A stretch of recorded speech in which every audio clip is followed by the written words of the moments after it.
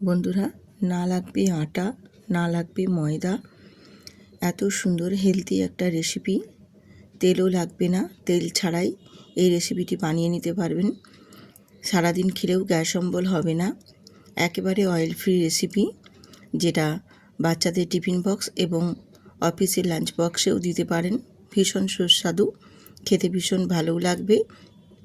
আর এই গরমে এইভাবে যদি একবার বানিয়ে নেন টক দই দিয়ে, খেতে কিন্তু ভীষণ ভালো। তো চলুন, আমি আজকে এই রেসিপিটি কিভাবে বানাচ্ছি আজকে আপনাদের সাথে পুরোটাই শেয়ার করছি। দেখুন, আশা করছি ভালো লাগবে। আমি এখানে দেখো নিয়েছি 1 বাটি পরিমাপ করে সুজি, আর সেই বাটির পরিমাপ করে এখানে হাফ বাটি নিয়ে নিচ্ছি চিনি। তো চিনিটা কমাতে চাইলে তোমরা কমিয়েও নিতে পারো। আর বাচ্চাদের ক্ষেত্রে একটু চিনিটা দিলে বেশ ভালো মিষ্টি মিষ্টি ওরা খেতে চায়। দিয়ে এটাকে খুব ভালো করে আমি মিক্সিতে গুঁড়ো করে নিচ্ছি। আর মিক্সিতে দেখো গুঁড়ো করে নিয়ে চলে এসেছি। বেশ একদম মিহি করে কিন্তু গুঁড়ো করে নিতে হবে চিনি আর সুজিটা। আমি তোমাদের দেখিয়ে দিলাম কিভাবে এটা গুঁড়ো করেছি।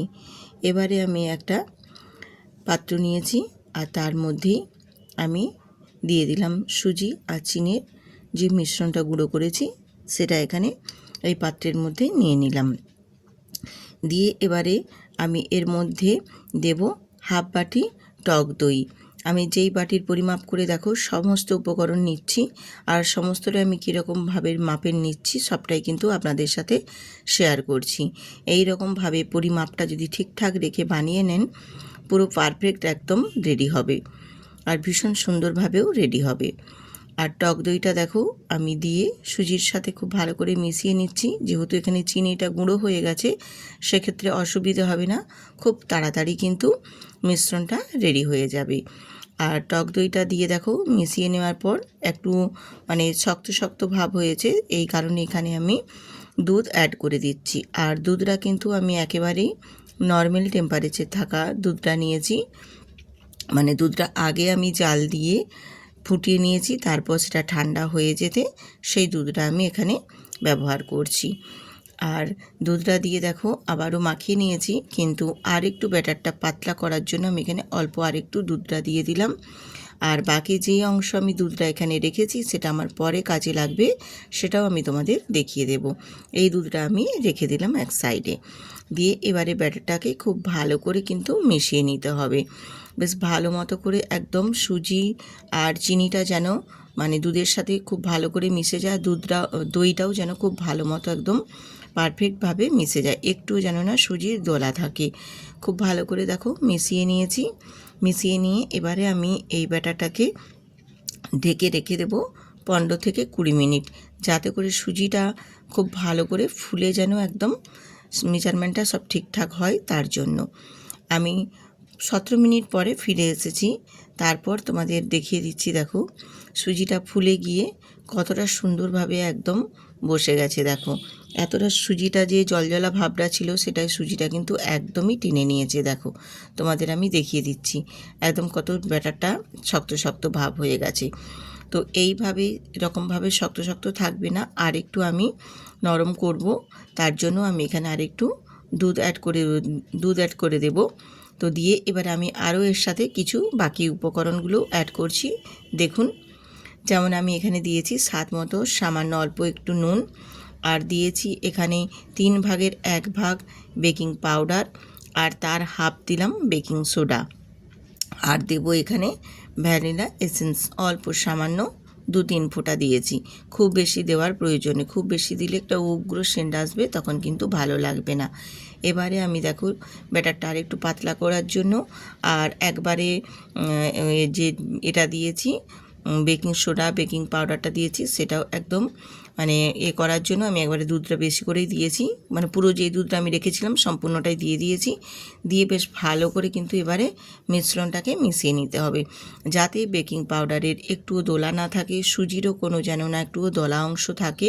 খুব ভালো করে এটা কিন্তু একদম কি বলবো, একদম পেস্টটা বেশ সুন্দর করে একদম রেডি করে নিতে হবে ব্যাটারটা। এই ব্যাটারটা যত সুন্দর করে রেডি হবে তত টিফিন রেসিপিটা কিন্তু বেশ সুন্দরভাবে সফট এবং ফ্লপি হবে, ভীষণ সুন্দরভাবে। আর তোমাদের আমি দেখিয়েও দিচ্ছি, দেখো ব্যাটারের থিকনেসটা আমি কীরকমভাবে রেখেছি। ঠিক এই পর্যায়ে ব্যাটারের থিকনেসটা রাখতে হবে। এইরকমভাবে আমি ব্যাটারের থিকনেসটা রেখেছি। আমি রূপা, ব্লগস উইথ রূপা চ্যানেলে আপনাদের সবাইকে স্বাগত। আজকে একটি আমি সুন্দর এই গরমে টক দই দিয়ে একটা সুন্দর টিফিন রেসিপি আপনাদের সাথে শেয়ার করেছি। ভালো লাগলে অবশ্যই পাশে থাকবেন, আর নতুন নতুন বন্ধুরাও সাবস্ক্রাইব করে বেল আইকনটি প্রেস করতেও ভুলবেন না।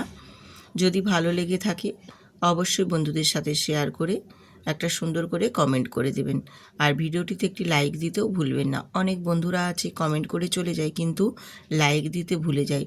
তাদের উদ্দেশ্যে বলছি, বন্ধুরা ভুলবেন না লাইক একটি দেবেন। আপনাদের একটি লাইকে আমাকে অনেক ভিডিও বানাতে কিন্তু আরও উৎসাহ করে তোলে। আপনাদের একটা কমেন্ট, একটা লাইক পেলে মনের মধ্যে কিন্তু আরও ভিডিওটা বানানোর উৎসাহ পাই। তো যাই হোক বন্ধুরা, বাদ দাও সেসব কথা, সবাই সুস্থ থাকো, ভালো থাকো। আমি দেখো একটা পাত্রের মধ্যে একটু তেল ব্রাশ করে নিয়েছি, যাতে আমার খুব কুইকভাবে এই টিফিন রেসিপিটা উঠে চলে আসে। আর এর মধ্যে আমি ব্যাটারটাও দিয়ে দিয়েছি, দিয়ে আমি একটু ট্যাপ ট্যাপ করে নিয়েছি, যাতে ভেতরের কোনো লাম্পস থাকলে বেরিয়ে যেতে পারবে। আর এদিকে দেখো আমি গ্যাসের ওপরে বসিয়ে দিয়েছি একটা পাত্রে জল, আর তার উপরে দিয়েছি একটি ঝাঁঝরি। আর এই ঝাঁঝরির ওপরেই আমি এই ব্যাটারটা দিয়ে দিলাম। বেশ ভালো মতো করে কিন্তু সেট করে বসিয়ে দিতে হবে। বেশ ভালো মতো করে দেখো বন্ধুরা সেট করে বসিয়ে দিয়েছি। দিয়ে এবারে ওপর থেকে অল্প একটু কাশ্মীরি লঙ্কার গুঁড়ো ছড়িয়ে দিচ্ছি। এটা ঝাল হবে না, জাস্ট একটু লালচে লালচে কালার আসবে, দেখতে ভীষণ ভালো লাগবে। ইয়ামি টাইপের একটা মানে সুন্দর হবে আর কি। বাচ্চাদের যে কোনো একটু দেখবে আকর্ষণীয়টা বেশি হয়, তার জন্য একটু আমি উপর থেকে ডেকোরেট করে দিচ্ছি। আর একটু দিয়ে দিলাম একদম মিহি করে কুচানো ধনেপাতা। এইভাবে একটু ছড়িয়ে দিলে বেশ দেখতে কিন্তু ভীষণ সুন্দর লাগে, আকর্ষণীয়টা একটু বেশি হয়।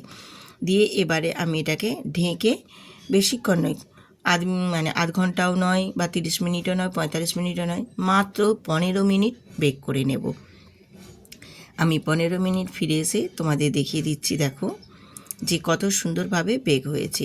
আর আরেকটা কথা বলে রাখি বন্ধুরা, আমার কিন্তু লোডশেডিং হয়ে গেছে ফোনের, আমি লাইটেই এই ভিডিওটা করছি, তার জন্য ঠিক এই শেষের দিকটাতে হয়তো একটু অন্ধকারাচ্ছন্ন লাগবে, তোমরা একটু ম্যানেজ করে নেবে বন্ধুরা।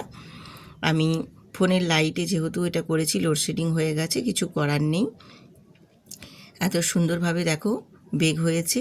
এবার এটাকে আমি নাবিয়ে নিয়েছি, নাবিয়ে তারপর এটা ছুরি দিয়ে কেটে নিচ্ছি, যাতে খুব ভালো মতো এটা উঠে চলে আসতে পারে।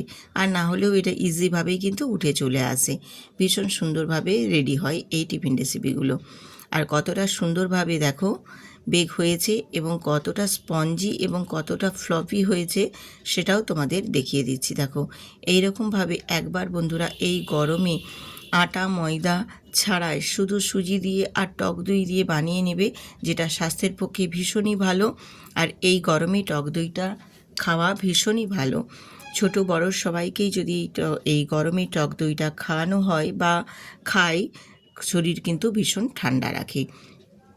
এই কারণেই আমি আজকে এই সুজি দিয়ে এই রেসিপিটি বানিয়ে আপনাদের সাথে শেয়ার করেছি। যদি ভালো লেগে থাকে অবশ্যই কিন্তু বন্ধুদের সাথে শেয়ার করে সুন্দর করে একটা কমেন্ট করবেন বন্ধুরা। আর নতুন নতুন বন্ধুরা অবশ্যই চ্যানেলটিতে সাবস্ক্রাইব করে বেল আইকনটি প্রেস করে দেবেন।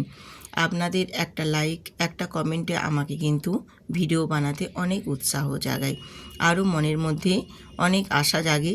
আপনাদের এত এত ভালোবাসা পেয়ে আমি আরও ভিডিও নিত্য নতুন দেওয়ার চেষ্টা করছি আপনাদের মাঝে।